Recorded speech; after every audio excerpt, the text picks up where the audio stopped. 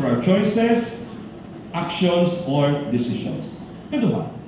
We have freedom. And we all know that this is in accordance with our free will. Anaton kung ano malain, kung ano ang hindi maayo. Kag inatanan naalot ina sa aton nga human nature. So now if you have rationality and you have freedom, then you can reason out on the actions or decisions you make. Di ba may himuon ka nga sala, responsably kagid. Ano na kami always talking to police officers, to prison guards among others also, to the security sector, the military. Kung tagaan kamo sang order, kaya ang order balaan yung unlawful,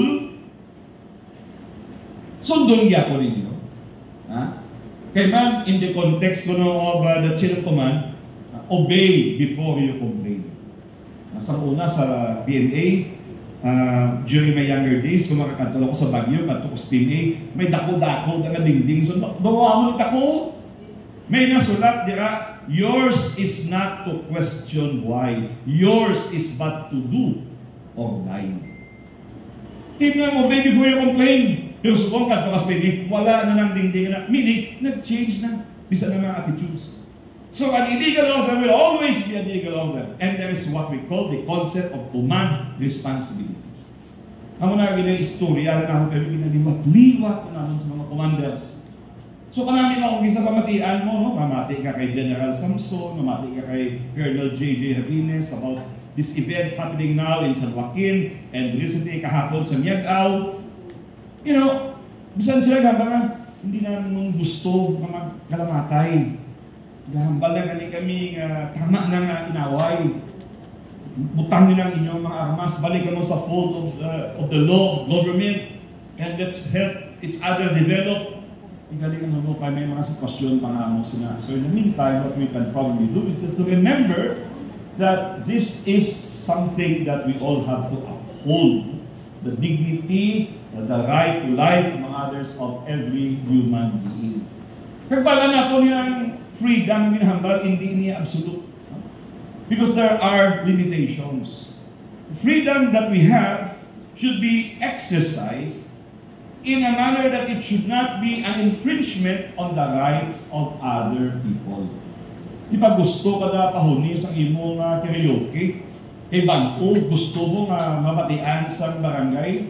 May right ka nga pandaron mo na. May right naman gani ka pandaron mo. Full volume eh. Kunti-kuntungang gabi na. Alas 10 na. Balaan mo ka makadisturbo na sa ibang tao. That is why we have the context of police power to regulate even our conduct. Kaya hindi kita makapagusto. Okay? So, freedom is not absolute. I'd like to show this film a little bit. Kaya balaan mo ng timing mo. Usually, mag-amuning lecture, nag-serve na sa snacks. And as they say, you cannot serve two masters at the same time. So, I'll show this short film about human rights, and perhaps we can learn something about this. Kag ma-short din tagawa akong lecture, because a lot of the things that we need to discuss are contained in this short film.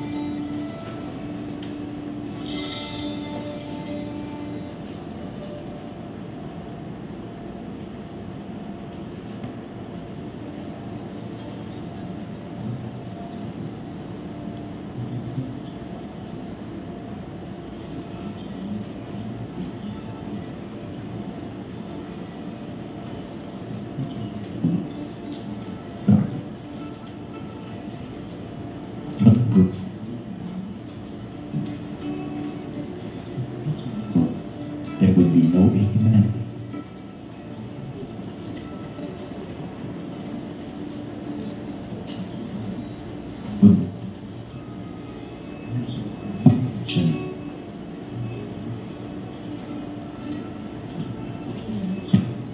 Down the terrible years, and it is with me still, only it is more lucid now, more terrifying in vastness. I would like to give you a glimpse of this dream someday.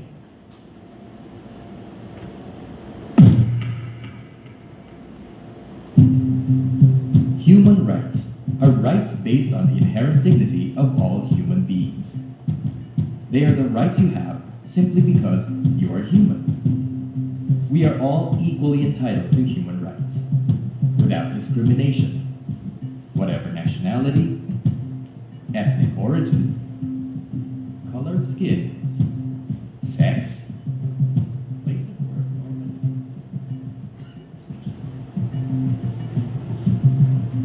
residence. Status in life. Human rights are universal.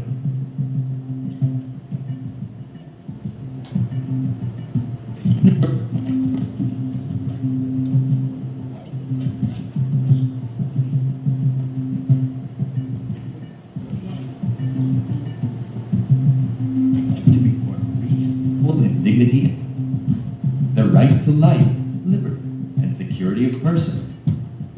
The right to freedom of thought, conscience, and religion. The right to freedom of opinion and expression. The right to freedom of peaceful assembly and association. The Declaration articulates the understanding of human rights and human dignity shared by countries around the world. It was drafted by national representatives and adopted by the international community on December 10, 1948. But the Declaration is not legally binding. The expressions of these principles do not have the force of law. Nations have to work out for themselves how these rights can become reality. People have waged wars and revolutions. They have written and rewritten constitutions to enforce these rights. But still, many continue to fail. So how do nations uphold human rights? Let us go back to a time when there were no governments as we know them today, and the words human rights had yet to be uttered. People acquired rights only by membership in a group. But from time to time, there were rulers who sought to improve the conditions of the people.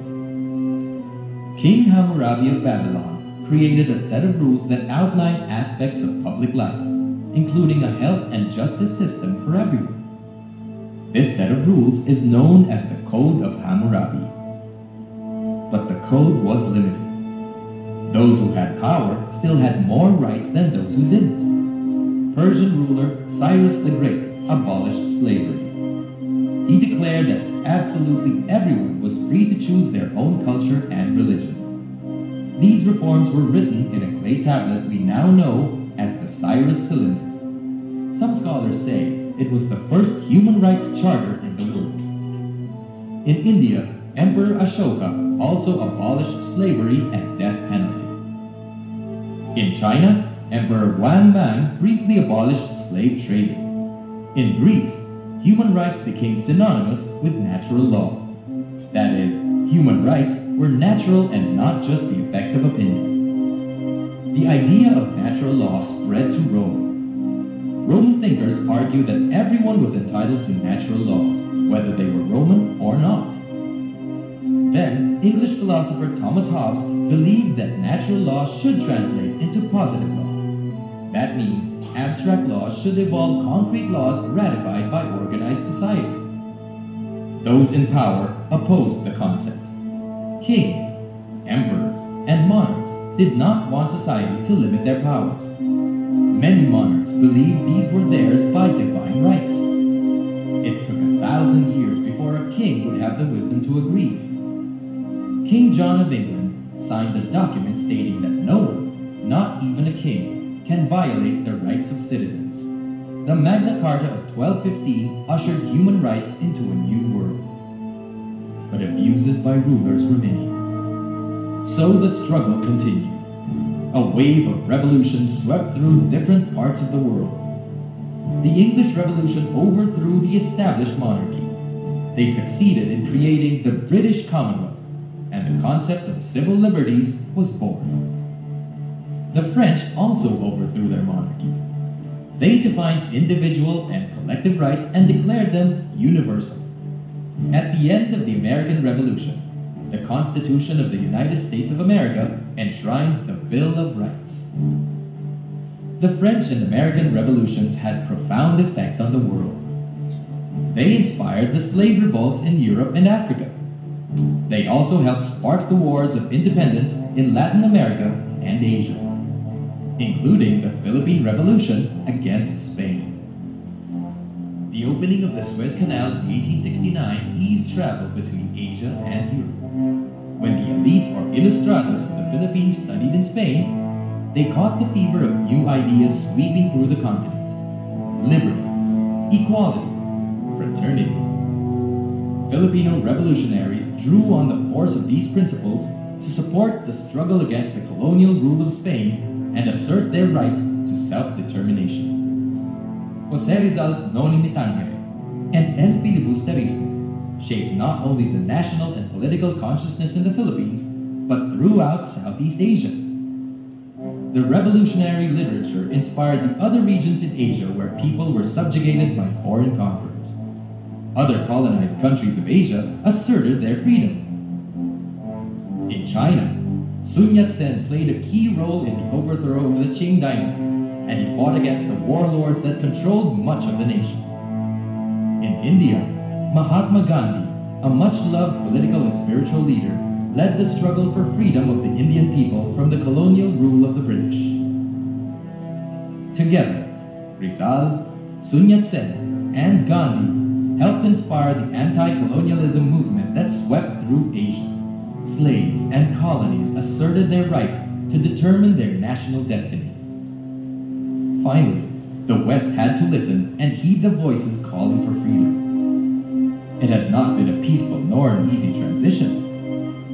It took 2 world wars to bring the agenda of human rights onto the global stage. In short, the history of human rights is a history of thousands of years of revolution. Today, the challenge continues to confront societies all around the world. Let us look again at the Philippines, the first country to become a sovereign republic among the colonized countries in Asia. It suffered war and occupation, submitted to a martial law and a long-standing dictatorship. The People Power Uprising in February 1986 toppled the Marcos authoritarian government. That same year, the new government established the Philippine Commission on Human Rights, a body mandated to safeguard and help prevent violations of human rights. The Philippine CHR was the first national human rights institution to be formed in Asia, created by no less than the 1987 Constitution. Taking its place once again in the global family of democracies, the country made history when it adopted in 1987 the Universal Declaration of Human Rights, making the declaration part of national law. Every Filipino is possessed of these rights, which are protected by law. They have a right to learning and education, to live in peace and without fear, to be represented in government, to play freely and to enjoy the fruits of their labor.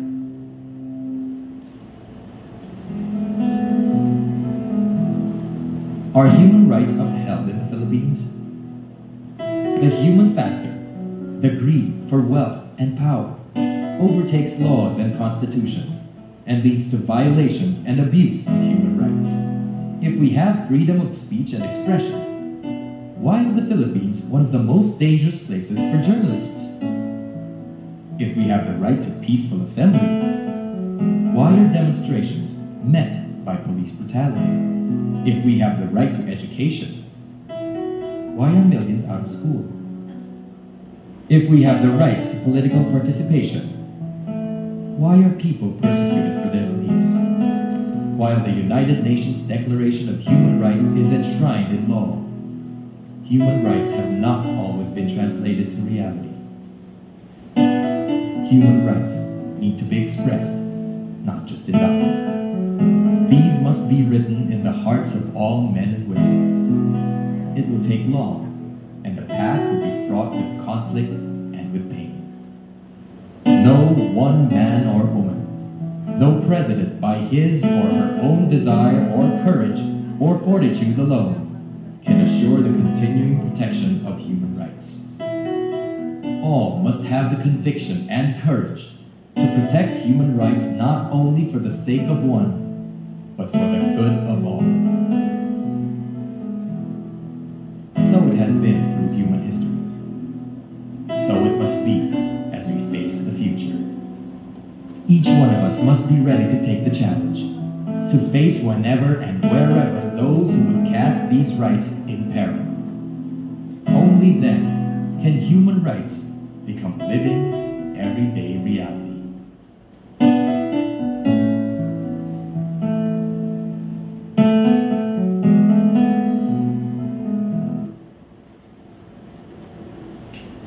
Okay, so nakita nato no ang video kag kadamo sang ay hanapon naton kung ano gintan bala ang buot silingon sang human rights. Kag sa konteksto sang Pilipinas, as the video was saying, kung lahi lang siguro ang pangitao naton sa Pilipinas, kompleto kita sa lahi. But it is always the question of implementation. That is really the reality in the Philippines today. So, in a nutshell, ano gid lang ang datong naton nga human rights based sa kita naton dito sa video kag sa aton pa further learnings. Para madasig ginhimo naton nga daw amo lang sa ni anay, no? I'm not ruling out the possibility in the future we can expand this discussions into a broader discussion. So, una best, human rights belongs to everyone. They cannot be taken away, even from marginalized sectors. Napatian ta kay na sa inyo ang mga gibubunot sang aton nga mga brethren in jail. Doon pabayaan sila, may nagabisita sa ila, ang ilang mga abogado, tama kahinay sa proseso. These are the marginalized individuals. We know that they have human rights. We know that we have to do something for them because the law is saying that there is something for them. Kung galing mo na lang realidad nga ayhan, mas rin natin nga pinahanglan pa, ang mga advocacy kita, may duso para mapatigayon ang mga bagay nga ginaaman ng ganit sang lahi para sa ila. The right to liberty is a basic human right. Pero tawangkot nga dira sila sa prisuhan. It is because they have committed an offense or probably committed an offense. They have been charged and that is why they are put under the system. Pero bisan nga deprive sila sa ilang right to liberty, ang tanan nila nga kinamatawag nga iban, ara gihapon. And that is exactly what we are trying to endeavor. Nga hindi ma-deny sa ila ang ila nga basic humanity. Human rights are about relationships between the state and individuals. Na kung anta sa una, may mga social contract theories kita.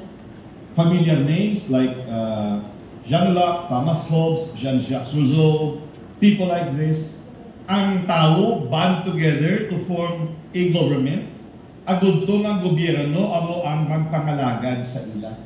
Why tagin surrender ang aton mga kinamatawag sa gobyerno? We have to take note of that. No?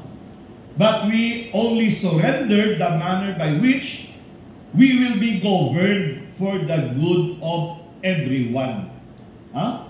Wala tagin surrender nga mas yabi kita nga may right of abode ako. Tinga nga hindi ko pwede kapatindog balay sa tunga dalan. Kasi simple nga sa Milano, hindi ko may balay sa tunga dalan. Paano pag-agi sa traffic dira? So gina-regulate ang aton ng mga kinamatao. There are rights that are absolute. Sa pagpati sa Commission on Human Rights, the right to life is an absolute right. Amo na nga nagapamakop niya ang CHR sa reimposition sa the death penalty.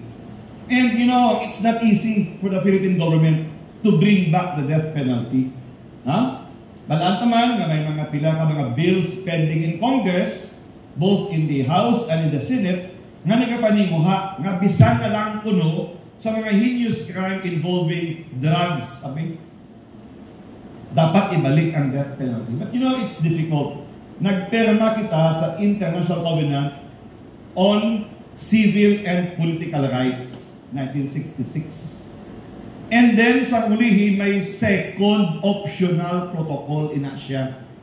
Ang second optional protocol nagasiling ang mga state parties nga may death penalty nga magperma sila ng second optional protocol, dapat ang ilang nga death penalty i-abolish nila. Kag ang mga states nga nag-abolish sa ilang nga death penalty, hindi na pag-ibalik. Amoy na ang estado sa second optional protocol sa International Covenant on Civil and Political Rights. Ang muna ngayon, hindi basta-basta ka dali kag mahapos ang pagpabalik sa death penalty diri sa Pungsod, Pilipinas. May mga nagapaningmuha sa aton Kongreso, may nagapaningmuha anay sa aton gobyerno, may balik, pero that is the impediment. Now, human rights provides a floor, not a ceiling. So may mga basic kita nga mga bagay nga ginahambalan: right to life, right to liberty, right to property, right to self-development. Basic na. Pero kung sila kami nga, dapat hasta lang di. Nga there's a glass ceiling, nga pagkabot mo na, untat na. Sa human rights niya, wala sa nga muna nga sugilan. The more you can provide a person in order for the person to achieve the full human development and the dignity that every one of us is entitled to, is a matter of principle in human rights. Okay? So, wala sa ginatawag natin nga pinakamataas nga pagkalambot mo na wala na. It's for everybody to enjoy. And we have key principles para mahapos sa aton nga magpanundom kung anong iblang ang konteksto sa human rights ang inhambal natin. Paminsaran nyo lang si Fred. Kung si Fred ang unang bana mo, imayugid, hindi mo ginulipatan. F for fairness, R for respect, E for equality, and D for dignity. Hindi ba nang tanan na-capture dira, pero at least ang apat nga ini makahatag sa aton sa picture na nagapit na if these four elements, principles are present, then we are in an environment of human rights. So, human rights are universal legal guarantees. May mga international instruments nga ginapang permahan. Agud to nga marespeto ang pinamatarong sa mga citizens of the world, ang Pilipino, kung magkadto ka sa Estados Unidos, kung magkadto nga ng mga OFW sa iba ng mga pungsod, there are agreements, some are bilateral, some are multilateral, and many are under the auspices of the United Nations. Agud ko nga ang tanan ng mga pungsod, yung mga miyembro sa United Nations, makapasiguro nga ang mga kinamataro nga ginarespeto kung diin kaman. Ini nga mga human rights are in the realm of civil, political, economic, social, cultural, and now even environmental rights. May mga ginatawag kita ka mga collective rights, the right to peace, right to clean air, right to clean water, things that all people must enjoy, the bounty and blessings of nature. No? Ang sa aton ng mga Katoliko, Kristiyano, the blessings of God na dapat amligan naton para na ma-enjoy man sa masunod ng mga henerasyon. Now, human rights protect human values. Values of freedom, freedom from want, no? Freedom from oppression, freedom from discrimination. Hindi lang yan, freedom nga, gusto ako magwa sa malay mo 10 oras ang kagabihon o sa adlaw. No? Yung mga bata, tinikireklamo sila. Kaya bisan diri gani sa syudad sa Iloilo, may ara kita yasang curfew for minors because it is seen as a mechanism to ensure that children are protected.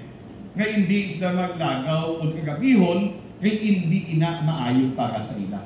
Ano ang tawag natin sa mga kabataan na nagabayular sa curfew? Do they commit a crime? Nagbayulang sila sa city ordinance, for example. Is that a crime? Answer is no. It is not a crime. Ano ang tawag natin sa mga kabataan na nagbayulang sa curfew? Ang tawag sa ila, children at risk. Children at risk. Ang mga minor de edad nga nagbayulang iya sang layi, sabi nangawat, namuno, no? O kung ano pa da ng mga krimen, ang tawag sa sila ya, children in conflict with the law. O CICL.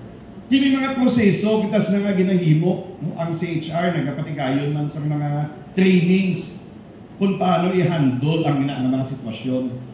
Gina-emphasize ko din, kay base ba dito sa inyo ng mga kabarangayan o mga kabanwahanan, may mga kisama pag-misinterpret bala sa aton nga mga local leaders, particularly sa kabarangayan.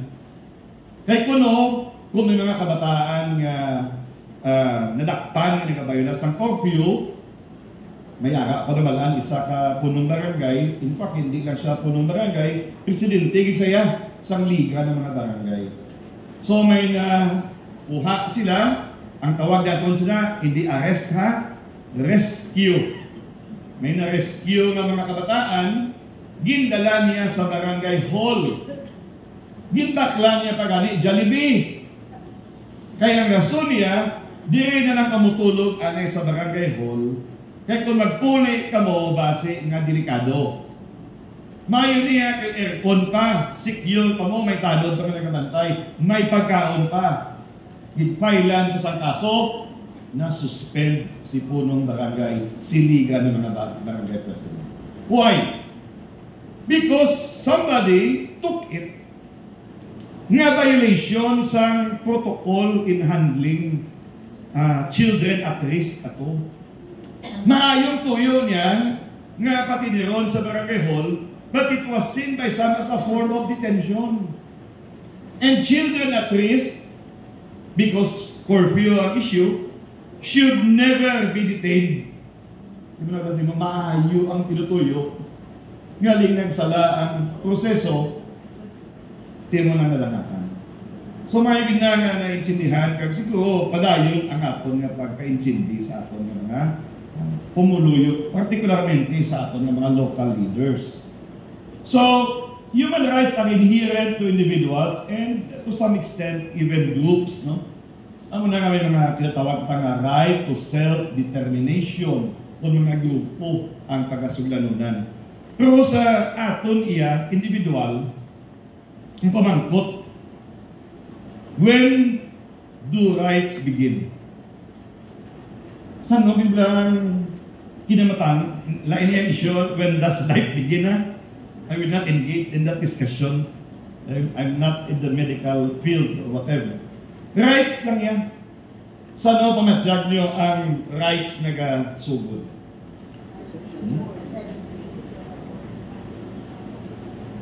Okay, sige. Ano pa? Okay, rights. Rights begin with corresponding responsibilities as human being. Well, that is correct. No? Kung may kinamatawan ka, may responsibilidad ka, no? Nakakabal nga, my rights end where your human rights begin. Tikaroon kung sige, pati po tiko na mo niya alas 12:45 na, hindi masarangan sa batsoy, ang gutom ko mag-abot na yung alas 12, kaya kinanglan magkaon ka mo, so dapat untakit, no? Rights, responsibility. That is partly correct. Pagbabangkot ko yan. Sanugid mahambal nga may kinamatawag na ang isa katao. To answer that, may taga-Concepcion, right? Taga-Limere, San Dionisio, o si Father San Dionisio, Estancia, Carles, diba? Ang siling sang PD 603, ang Child and Youth Welfare Code, in Article 3, Paragraph 1, ginsiling, every child is endowed with the dignity and worth of a human being from the moment of conception, as generally accepted in medical parlance, and is therefore entitled with the right to be born well. Period. Kung naman kuton kita, sa lugid nagsugod ang kinamatarong sang isa ka tawo. Ang sabat, konsepsyon. Pasensya ang limire, ang patad, ang barotak biho nga taga 5th District. Konsepsyon ang daog. Ha? So, the moment the egg and the sperm meets to form the zygote, may right na. And the right mentioned in law is the right to be born well. Amo na, kabati ka mo sa 4-piece program, nga may prenatal requirement sa mga 4-piece. Nga kung hindi ka magpa-prenatal, nga nagamabdos ka, buhinan ng imong cash transfer. Because the prenatal program is one way of ensuring the safety of the mother and the unborn, which is even protected by the Philippine Constitution. Ang mga abortionista, mga advocates, have difficulty kung sugilanunan talang ang pagduso sa hingyo sa iba, may legalize ang abortion sa Pilipinas. Ang sami pa nga siling, kita na lang sa bilog ng kalibutan, halos ang wala. Just because kita na lang, lumpat ng katuluyan mag-upod sa kausa sa tanan. Lain naman yung suglanon, but that's what I'm saying. Inherent, anong inherent sa pulong ng Ilonggo? Do na, hindi na kinahanglan nga hatagan ka pa, like franchise. Di ka biyahe mo, tricycle, kuno ay ka franchise sa local government. Di ka biyahe auto, may taxi ko ay ka franchise sa TFRB. Ang kabuhi isang tao, wala sa franchise sa ginatag. That is why we say that the moment the egg and the sperm meets to form the zygote, whether it attached to the uterine walls, may right na ina nga bata.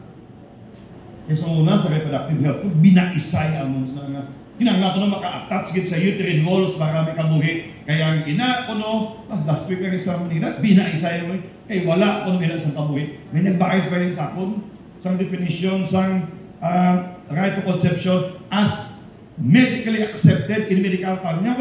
Walang ganyan. Kasi ko, get your cell phones and look at PD 603 Article 3 Paragraph 1. Tinanong nila, ay meron pala. Bais na, palusin ng hambal nyo.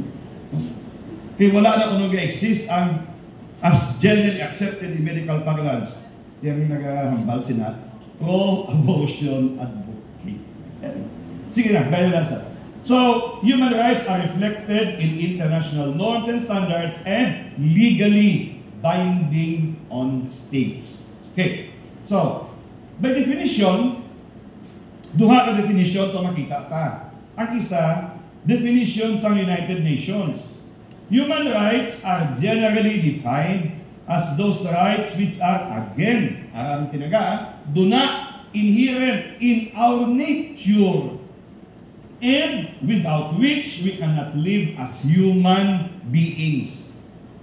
So, sa simpleng prescription, anong kinahanglan mo para may human rights ka? Simply to be human. O sa una mo ng mga police, mga military, di sir, may human rights man kami. Di pagkalambot sa slide ni Dre, may rights mo ay, because if you don't have rights, you have no business being here. You better get out of that door. Ay sir, may human rights kami. Klaro, no? Isang lang mga sugilanon, daw medyo pa sukul-sungol na kung isa. You have to attack and get to the point head on. So, tanan kita may kinamatarong. Because basically what is required is for us to be human. Ari ang definition sa Commission on Human Rights. Human rights are the supreme.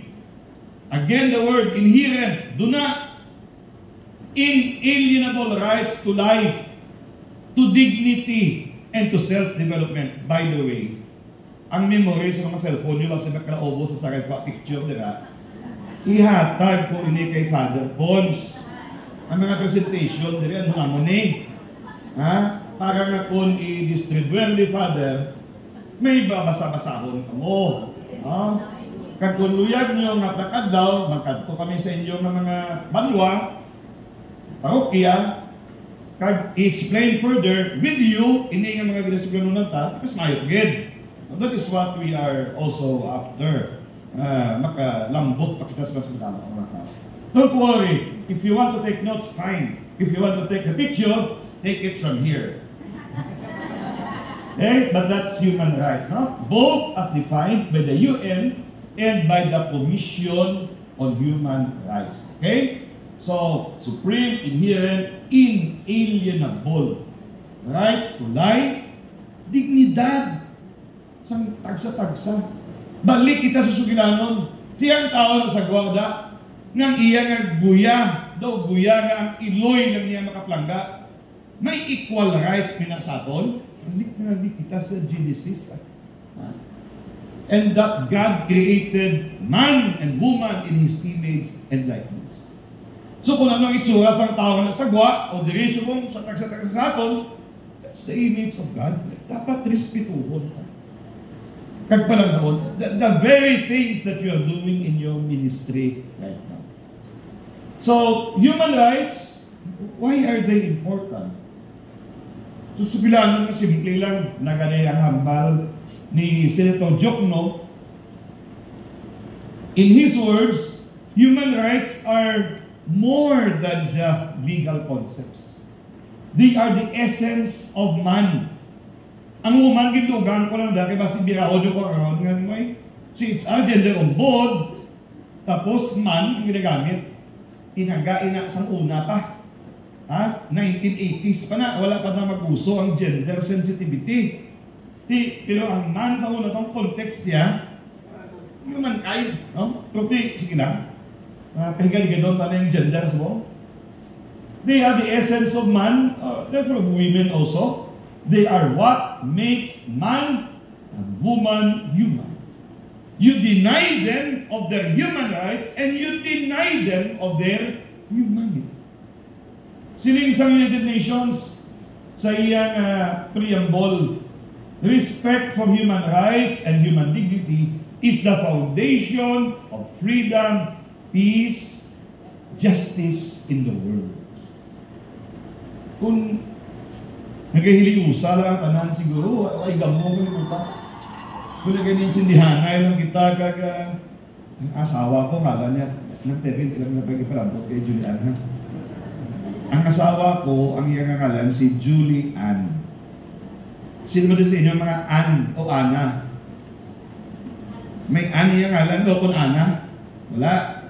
Manang problema sa tao kung gagamok, kalimutan kayo yung isa, ang anak at iba, ana pa, ya ana pa na, ana lang. Ano na ang problema? Okay? So, para wakay ka mo, pahigan-higad si ana. Okay. Sige. So, we have the International Bill of Human Rights.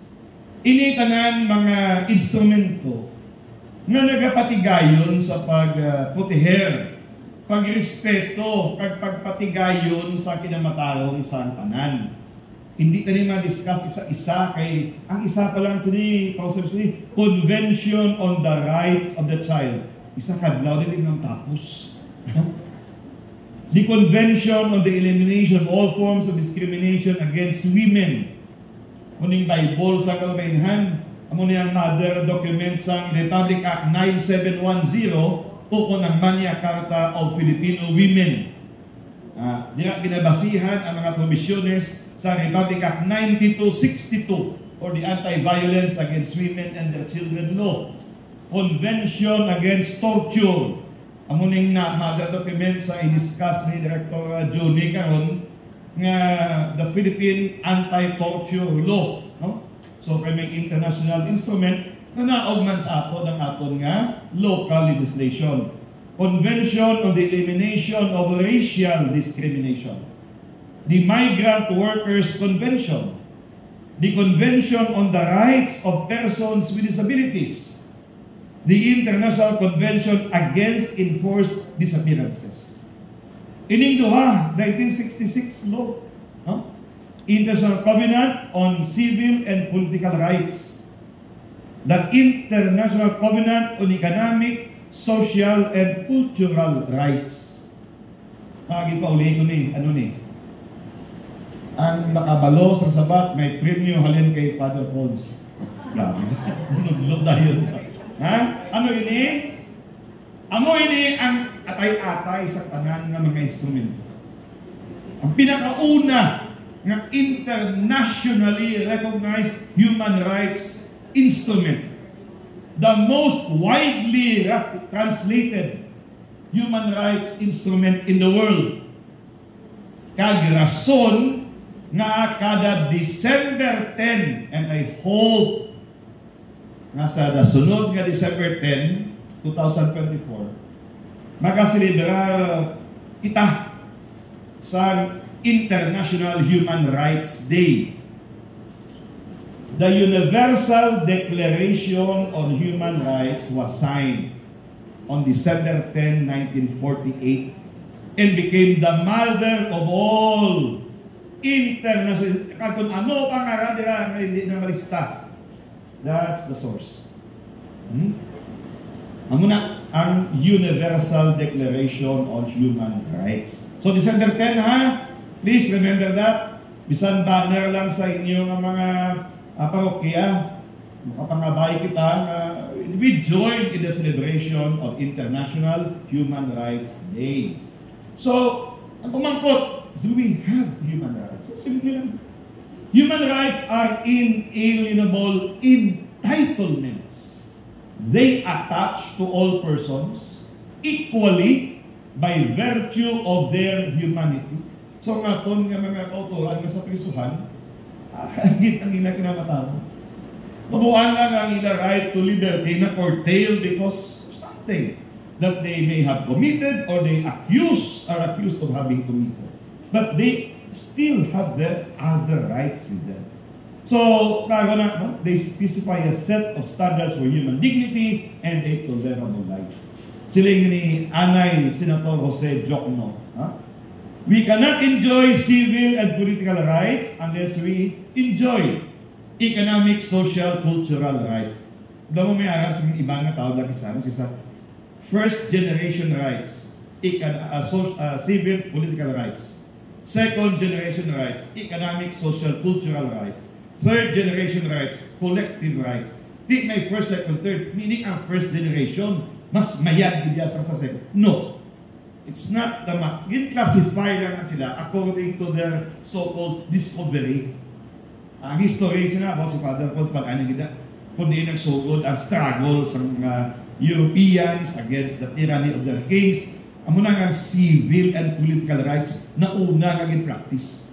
Ulihin na ni economic, social, cultural rights ang naimbento ang steam engine kag nag-abot ang inatawag naton nga industrial revolution. Nga mga tao kapagita mayroong sweldo, mayroong pabahay, so forth and so on. And recently, we talk about right to peace, right to development, right to clean air, collective rights. But they are all of the same level. Amo na nga nagamba si Senator Jokno, ang mga rights nga civil, political, economic, social are indivisible.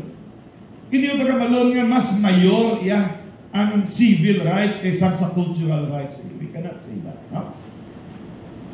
So may example siya. Anyway, you can just read to that later on.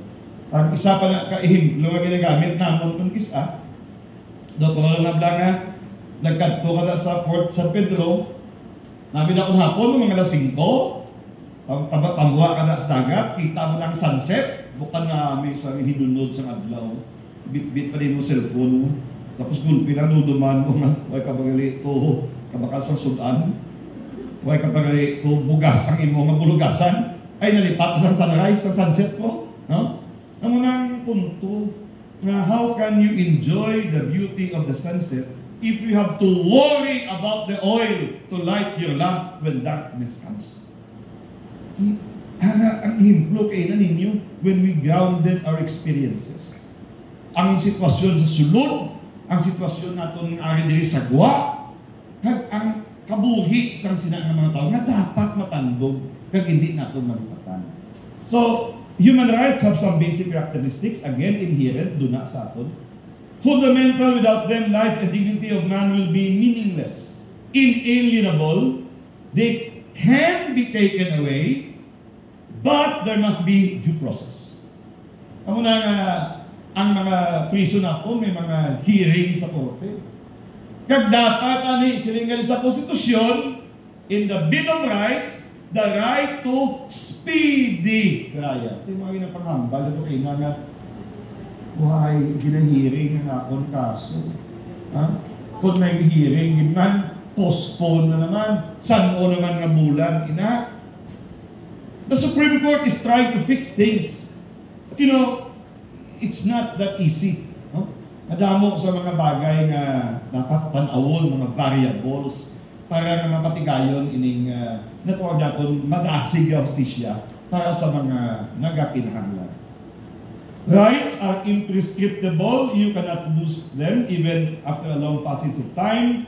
As we said, they're universal, indivisible, interrelated, and interdependent. May human rights ka na magtiyabaw sa gobyerno. Hinanglan ko, barato nga bugas. Kaya nagkumisa ka mo 20 pesos na lang ang kilo. Pero anami sa imong singgitan. Kaya ito mo naghapyod ang imong tiyan kaya kakmahaw, nagsungaw ang tingog mo, kaya ay kasang ginatawag ng economic rights, kaya kay bakal sa bugas na tani ang muto ang mapabaskog sa tingog mo, then you will see that there is such a thing as interdependency of human rights. There's a sad story about the ditch digger, Justice Sagani Cruz, ginsulat sa ginasaya libro ng political law. Ginpamangkot ang nagakot-kot sa kanal. Why do you dig the ditch? Ang sabat niya, I dig the ditch to earn money, to buy the food, to give me strength, to dig the ditch. Gano'n na naroon. Libot-libot. So that's the situation many of us. So, human rights occur sa obligations and accountabilities. Dire kita, no? Human rights always imply human duties and responsibilities. Nang Terry, you said that kay na. Sa namangkot ako, when the rights begin, nakama si ma'am. So niya, you have rights but you have responsibilities. Klaro. Ang ginambali kita talas mo. But what's important beyond all this is that we, people here today, we need people to know and claim their rights. Let us become the voice of the voiceless. And I know that there's a power behind us, stronger than anybody, that gives us strength so that we can make the weak feel strong. Ano nang beauty nga bisa ng mga nag-testimony diri kina sa makadali lang, kanami isang feeling nila. Doko lang na sa nagduna ka dugo. Siling sa ibang pagduna mo dugo. Ano ba tiyag mo? Yung dugo matiyag ko na mag-an lawas ko. Ano mag-an yun na kasi habak mo 400cc nga dugo nagwa. Tapos hindi saka layo na oxygen sa akon nga utok. Ako na nga, ay dugo mag-an. Ganit papating dugo. Ano isang nagwa dugo sila. But the truth is, there is that inner feeling na an kugit ng dugo ko na hindi lang nga reactive, meaning wise ang dugo mo, nabuhi ginaya ang sumpunan. That is what makes you feel good. Ikaw mo, pagwa sa prisuhan, nakabulig ka mo, nakasugilanon ka mo, that makes you feel good. And that's exactly the kind of feeling when you have done something that transcends just yourself. So, ini dapat himuon tani, nilagin pulata. Hindi na kita, we will become the power behind the powerless, the strength behind it. So, kita ng mga individual, ng mga citizens, may duha kita ka mga responsibilidad, no? Kaobligasyon. Number one, we have to exercise responsibility. Kadami, may ido sulay. Kung walang ido mo, nagkataghol 10 oras sa kagabihon, kung tagapasit, napangbalot, bagat mayad. Bagat mayad. Kaya nga, piyak balay, may right man na magpahulay. Manami man na may baboy ka, mahal baboy subong. Kung tuog ng piyak balay sa baho, sa higgo sa baboy mo, di mayo. So we have to be responsible to the legal exercise of our rights. And, very important, and that defines us. Walang iwanan. Solidarity. It refers to the economic and social responsibilities, particularly towards the most vulnerable and marginalized members of our society. Walang iwanan. Kaya bisan tanan kita mag-ugwad, kung magsaka, may isa lang ang mga hawid sa aton, us-us mo yan. So that is exactly how it is. So katulad ko sa last aspect.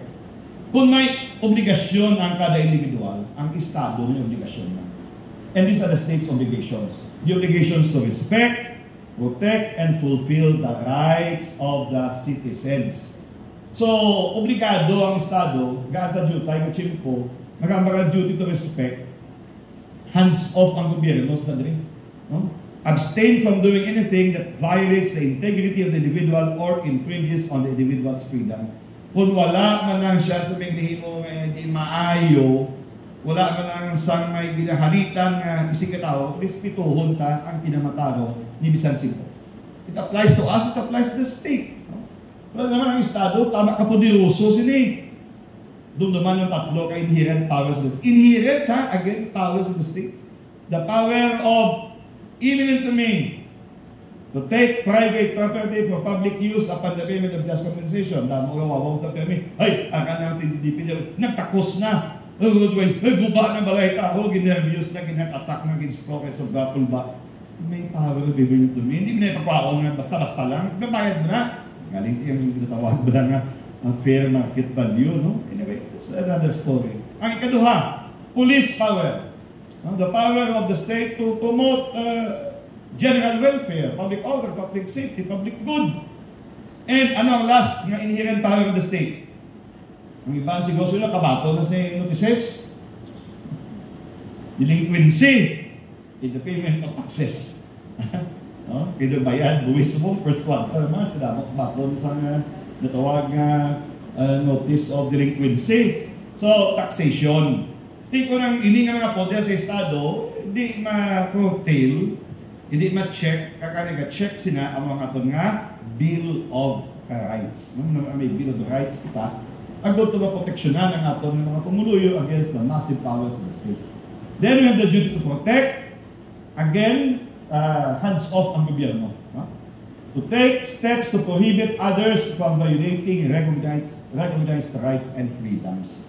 Na kung naglan nga kinaputihan ang kita sa aton nga gobyerno, that's why we have the police na magbantay sa aton. Ang motto sa police is to serve and protect, and we always remind the police na tabuan lang nga ang Commission on Human Rights amo nang ngalan sa opisina. Ano pa ang tanaw sa tao, kamigid ang nagapanguna nga proteher sa kinamatarong sa tao. Ang matutuon ang mga police, kamo na. Example, nagatindog kami abi sa dua sa Camp Delgado. May pulis nga naka-uniforme, ari si Chris Montaño, nagatiabaw. Si HR ako, kung may problema ka mo sa human rights, kadto mo sa akon. May babae nga nakasubangan mo, ginsnats ang bagya. Di siya nakadto. Sa akon nga nagkasinggitan nga may human rights ka mo, kung sa pulis. Tinman mo ay sabat nyo, kaya yung pulis gintrain ng lagas kriminal.